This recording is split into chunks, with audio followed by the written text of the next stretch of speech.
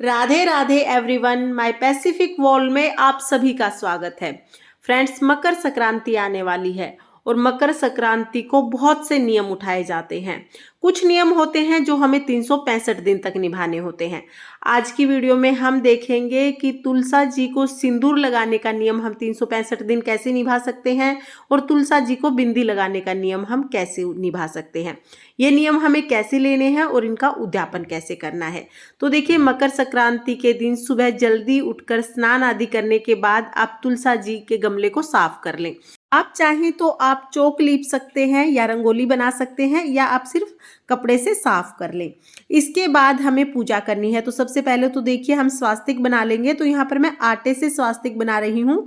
आप चाहें तो आप हल्दी से भी बना सकते हैं या आप रोली से स्वास्तिक का चिन्ह बना सकते हैं। इसके बाद हम जल सींचेंगे। तो जल सींचने के लिए देखिए, 1 लोटा जल ले लिया है, उसमें मैंने तिल के दाने डाल लिए हैं। तिल दान का विशेष महत्व होता है। तो जो जल आप मकर संक्रांति को तुलसा जी को सींचे उसमें तिल जरूर डाल लें। इसके बाद देखिए, हम क्या करेंगे, दिया जलाएंगे। और अगर आप बिंदी लगाने का नियम लेना चाहते हैं तो आप इस तरह से रोली की बिंदी लगा सकते हैं या बाजार में जो बिंदी आती हैं आप वो भी लगा सकते हैं। आप जब बिंदी लगाएंगे तो आप संकल्प ले लें कि अब आप पूरा 1 साल तक तुलसा जी को रोजाना बिंदी लगाएंगे। या आप सिंदूर लगाने का नियम लेना चाहते हैं तो आप सिंदूर ले लीजिए चुटकी में और तुलसा जी को सिंदूर समर्पित कर दीजिए और संकल्प ले लीजिए कि अब आप रोजाना 365 दिन तक इसी तरह से तुलसा जी को सिंदूर समर्पित करेंगे। ये हमें मकर संक्रांति के दिन करना है। उसके बाद जब हम रोजाना सिंदूर या बिंदी लगाएंगे तो बस हमें जल सींचना है और बिंदी लगा देनी है, या जल सींचना है और सिंदूर लगा देना है। एक बार में आप एक ही नियम लें, या तो आप बिंदी लगाने का नियम लें या तो आप सिंदूर लगाने का नियम लें। अब देखिए, जिन दिनों में महिलाएं पूजा नहीं कर पाती हैं, जैसे मान लो 7 दिन आप पूजा नहीं कर पाई, तो अगले 7 दिन तक आपको रोजाना 2-2 बिंदी लगानी है या 2-2 चुटकी सिंदूर लगाना है।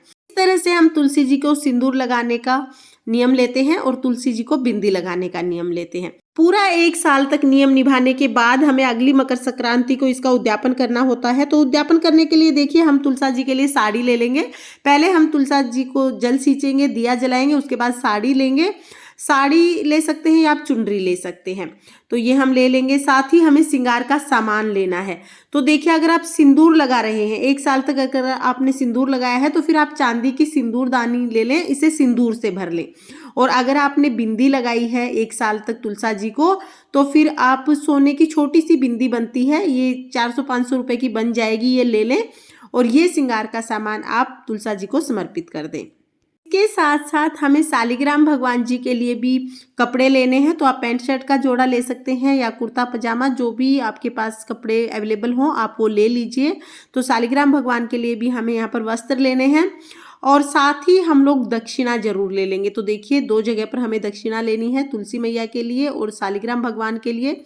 इसके साथ ही आप गुड़ और तिल का भोग जरूर समर्पित करें। साथ ही आप कोई भी मिठाई भी ले सकते हैं।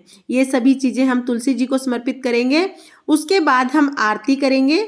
तुलसा जी की आरती करने के बाद हम हाथ जोड़कर तुलसा जी से पूजा में रही कमियों के लिए क्षमा याचना करेंगे।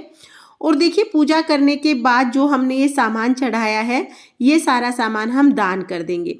ये सारा सामान आप पंडित पंडिताइन को दान कर सकते हैं, अपने सास ससुर को दान कर सकते हैं, जेठ जिठानी को दान कर सकते हैं, या आप ये सारा सामान अपनी ननंद नंदोई को भी दे सकते हैं। यानी आपके रिश्ते में जो बड़े हैं आपके परिवार में, आप उनको ये सारा सामान दे सकते हैं। जैसा कि मैंने आपको बताया, एक बार में आपको एक ही नियम लेना है, या तो आप सिंदूर लगाने का नियम ले लीजिए या तो फिर आप बिंदी लगाने का नियम ले लीजिए। नियम लेने की और उद्यापन करने की सरल विधि मैंने आपको यहाँ पर बता दी है। फ्रेंड्स, मकर संक्रांति से संबंधित सभी वीडियोज आपको मेरे चैनल पर मिल जाएंगे, लिंक मैं आपको डिस्क्रिप्शन में दे दूंगी। तो फिर मिलते हैं एक नई वीडियो के साथ। देखने के लिए बहुत बहुत धन्यवाद। राधे राधे।